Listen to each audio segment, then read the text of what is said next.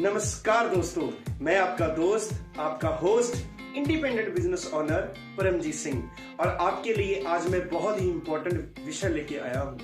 वो important topic जिसके बारे में 99% दुनिया के लोग जानते नहीं हैं, और इसको ना जानते हुए वो इस दुनिया से बिना कामयाबी के ही वापस खुदा के पास चले जाते हैं। और दोस्तों, जी हाँ, उस टॉपिक का नाम है gate to success.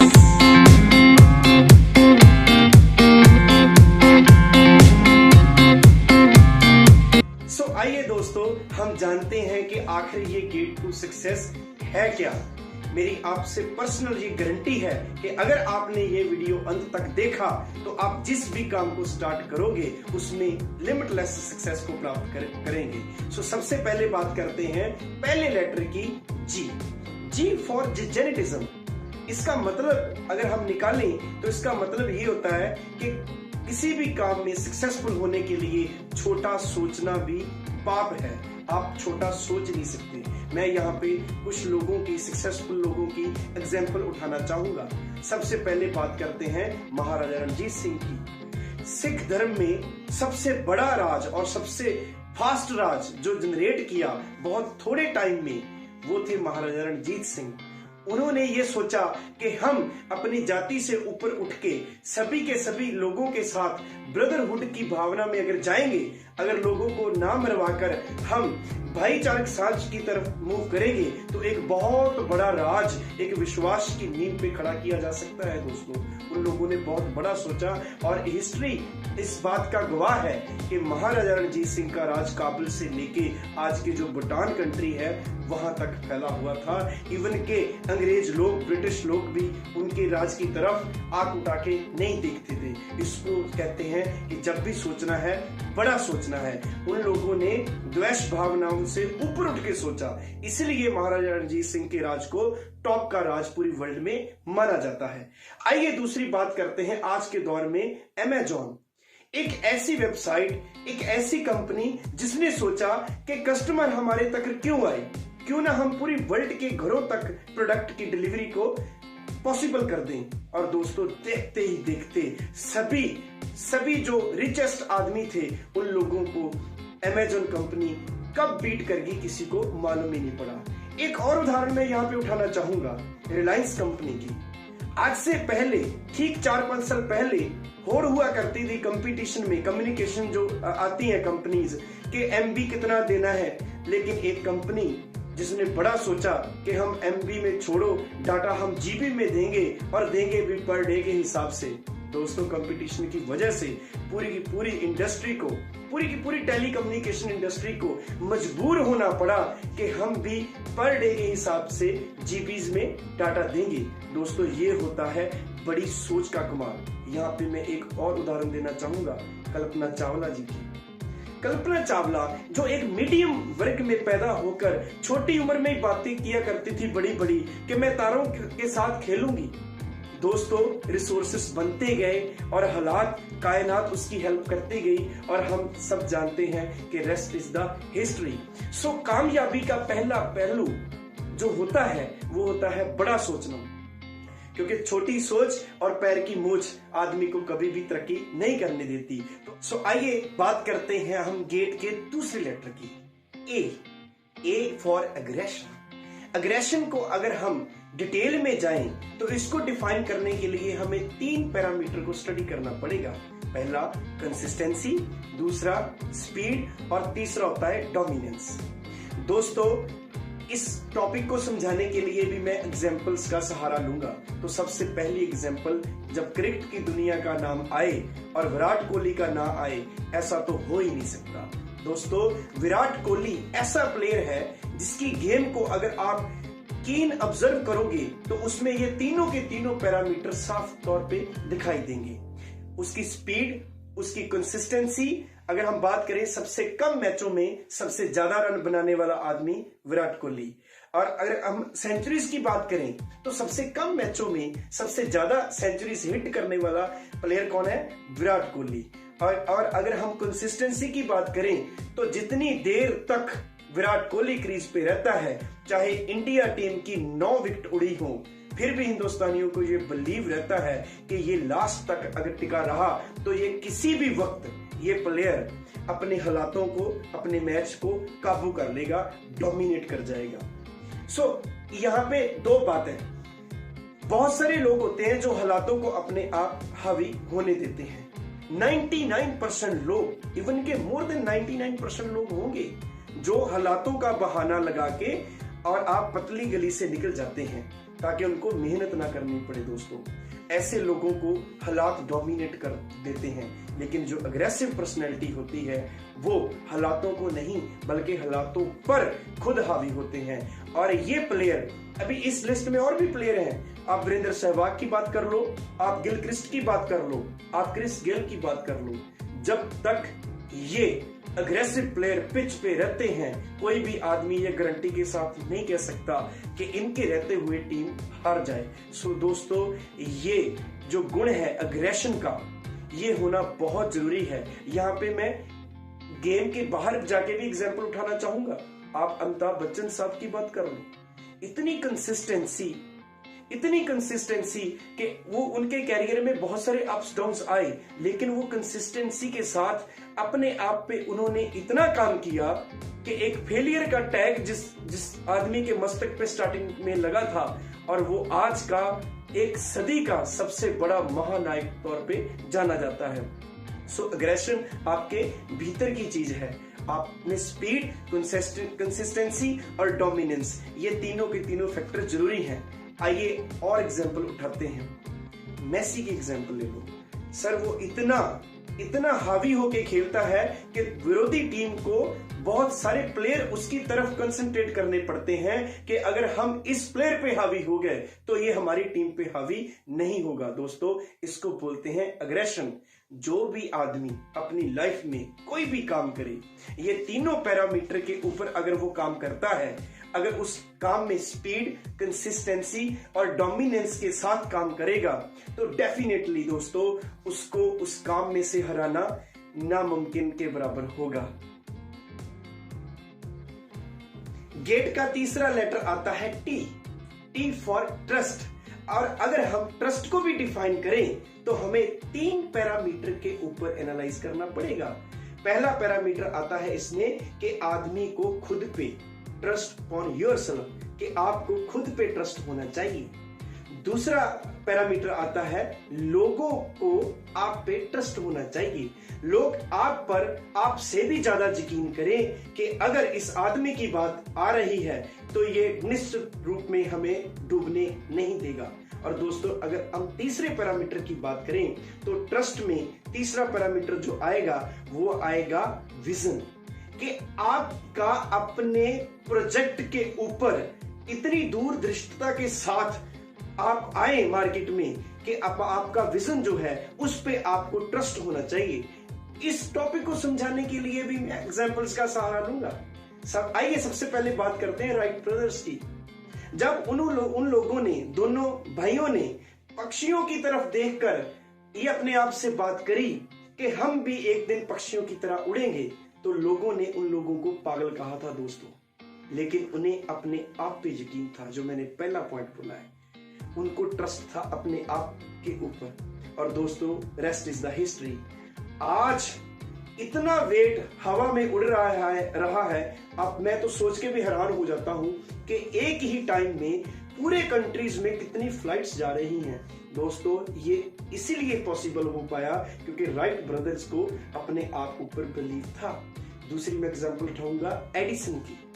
Thomas Alva Edison एक ऐसा आदमी था जिसके ऊपर कोई भी यकीन नहीं करता था, लेकिन उसको अपने ऊपर यकीन था और वो ये सोचता था कि मैं एक दिन रात को दिन में कन्वर्ट कर दूंगा। और दोस्तों, 10,000 बार फेल होने के बावजूद उसने बल्ब का आविष्कार किया और रेस्ट इज द हिस्ट्री। इसमें एक और आदमी की मैं एग्जांपल उठाना चाहूंगा, अब्दुल कलाम साहब। वो ये सोचते थे कि मैं एक ना एक दिन साइंटिस्ट जरूर बनूंगा। पहले वो पायलट बनने के लिए गए, लेकिन वहां पे विधि का विधान कुछ और था। वो एक बाबा जी के पास गए, वहां पे हरिद्वार जब ट्रेनिंग के लिए आए थे, पायलट बनने के लिए आए थे, लेकिन जब वो विफल हो गए, लेकिन उनको अपने आप पे बिलीव था कि मैं कुछ बड़ा काम कर जाऊंगा।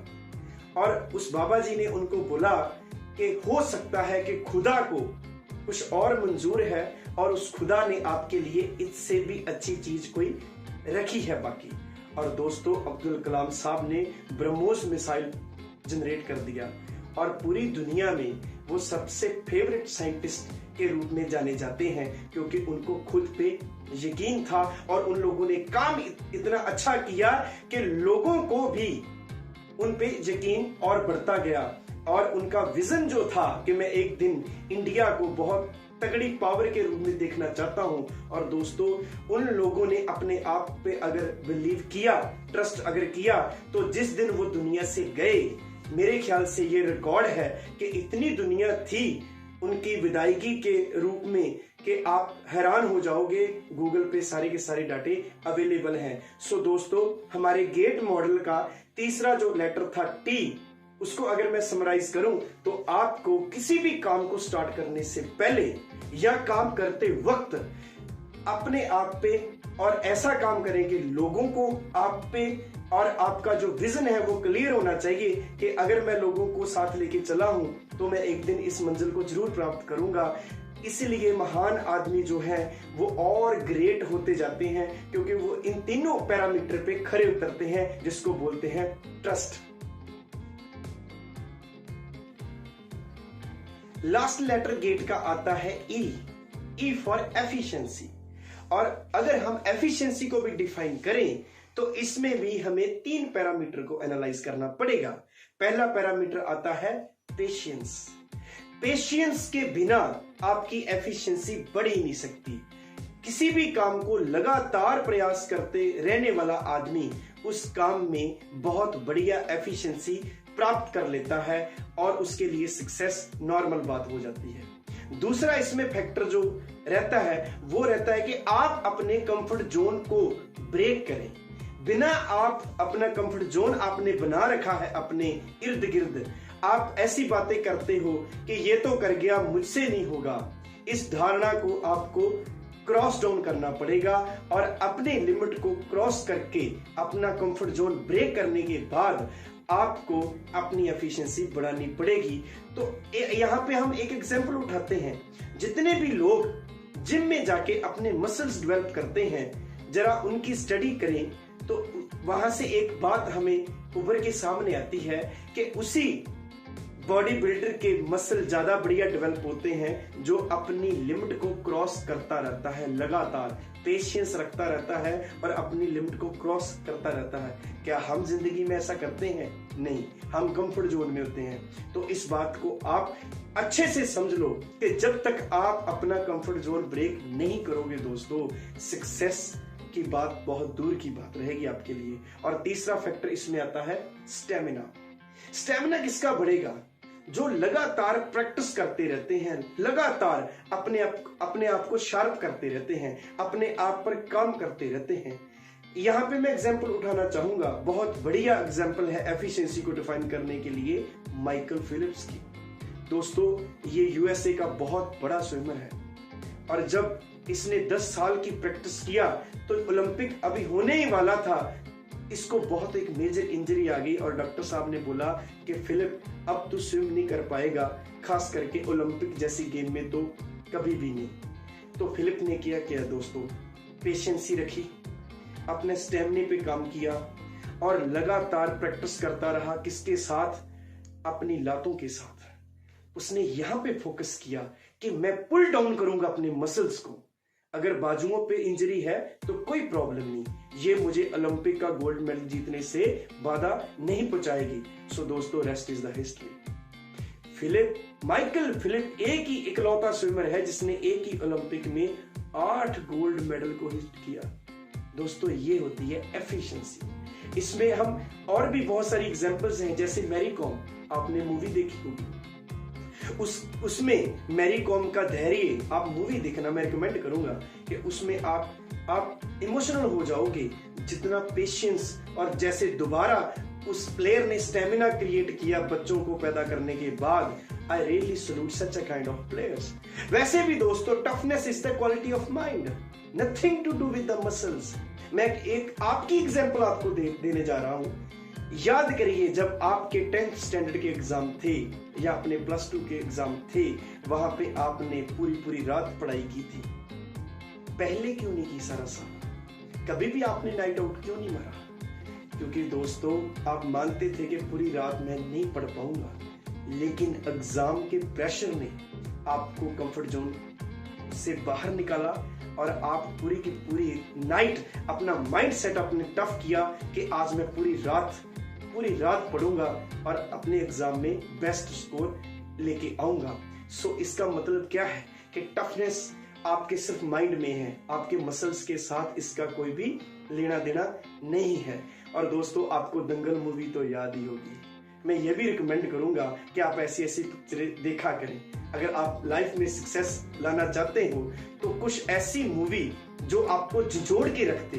दंगल मूवी में सभी लोगों का माइंड सेट होता है कि लड़कियां लड़कों के साथ दंगल नहीं कर सकती, लेकिन एक बाप उठा और उसने अपनी लड़कियों को लड़कों के साथ दंगल कराया और rest is the history. Dangal movie इतनी चली कि उसने पूरे के पूरे ब्लॉकबस्टर के रिकॉर्ड तोड़ दिए। दोस्तों, ये होती है लाइफ की स्टोरी। यही होनी चाहिए कि आपकी स्टोरी पे पिक्चर बने और वो पूरे के पूरे रिकॉर्ड ब्रेक कर दे। और आज की वीडियो में दोस्तों हमने क्या सीखा कि गेट टू सक्सेस में जितने भी पॉइंट हमने डिस्कस किए, आप इस वीडियो को बार बार देखना। एक बार में बात नहीं बनेगा, आप बार बार देखना। और अगर आपको हमारी इंफॉर्मेशन अच्छी लग रही है तो हमारे चैनल को सब्सक्राइब भी करें, ताकि हम मोटिवेट होके और भी आपके लिए स्टडी करके मटेरियल लेके आए और ज्यादा से ज्यादा शेयर करें। और जो भी शेयर करे वो अपना कॉन्टेक्ट नंबर डाल सकता है। इसके साथ होगा क्या दोस्तों, जो 99% लोग फेलियर हैं इस दुनिया में, ओनली 1% कामयाब हैं। कुछ तो बात होगी और वो बात आज हमने डिस्कस किया कि उनमें डिफरेंट बात क्या होती है, कैसे उनका सारे का सारा एटीट्यूड चेंज होता है। दोस्तों, यही पैरामीटर थे। आप इसको बार बार देखना, इसके नोट्स बना के अपने काम में इसको इंप्लीमेंट करना। और जब आप बहुत सक्सेसफुल हो जाए तो हमने जो नंबर दिया है नीचे, इस पे फोन जरूर करना कि सर हमने ये वीडियो देखा था और आज हम अपने काम में बहुत ही सक्सेसफुल हैं। और लास्ट में ये जरूर मैं बात आपको कहूंगा कि अगर आपको ये वीडियो अच्छे लग रहे हैं तो लाइक और शेयर और सब्सक्राइब जरूर करिए। Thank you for watching this video. Thank you, love you all.